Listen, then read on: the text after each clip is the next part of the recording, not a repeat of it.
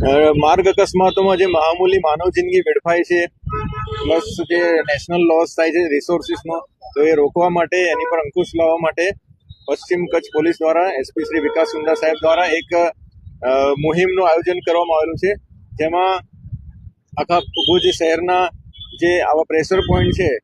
એનું એનાલિસિસ કર્યું, એનો અભ્યાસ કરીને ક્યાં ક્યાં પોલીસની વધારે જરૂર છે, ક્યાં ક્યાં એન્ફોર્સમેન્ટની વધારે જરૂર છે, એ બધી જ એનાલિસિસ કરીને સ્થાનિક પોલીસ સ્ટેશન અને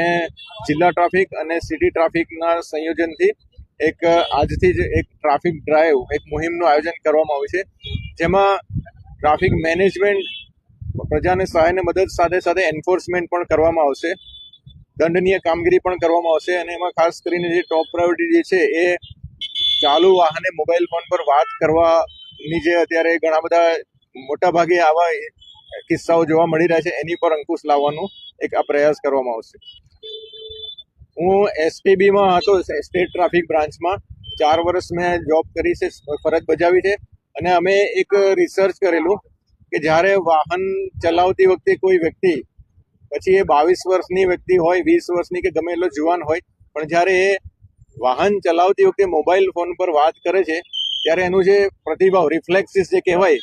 એ 85 વર્ષની વ્યક્તિ જેટલો થઈ જાય છે. આપણને એવું લાગે છે કે બસ હું મેનેજ કરી લઈશ, પણ એ વ્યક્તિનું જે કોઈ પણ રિફ્લેક્સિસ જે હોય છે એ 85 વર્ષની ઉંમરની વ્યક્તિ જેટલું હોય છે. એટલે જ્યારે અકસ્માત થાય છે ત્યારે આપણી પાસે રિસ્પોન્સ કરવાનું એ આપણી પાસે શક્તિ જ નથી હોતી. અત્યારે જ્યારે જોવાઈએ છીએ તો મેક્સિમમ જે બનાવો બને છે એ ચાલુ વાહને મોબાઈલ ફોન પર વાત કરવાના લીધે બનતા હોય છે, પછી ઓવર સ્પીડિંગના લીધે બનતા હોય છે. અને એ ઓવર સ્પીડિંગમાં પણ 2 વ્હીલર હોય તો એણે હેલ્મેટ નથી પહેરી હોતી, 4 વ્હીલર હોય તો સીટ બેલ્ટ નથી હોતી. સીટ બેલ્ટ નહીં પહેરવાના લીધે પણ મામૂલી માનવ જિંદગી વેડફાય છે, હેલ્મેટ નહીં પહેરવાને લીધે પણ મામૂલી માનવ જિંદગી વેડફાય છે. હું મીડિયાના માધ્યમ દ્વારા એ જ મેસેજ અમે આપીએ છીએ કે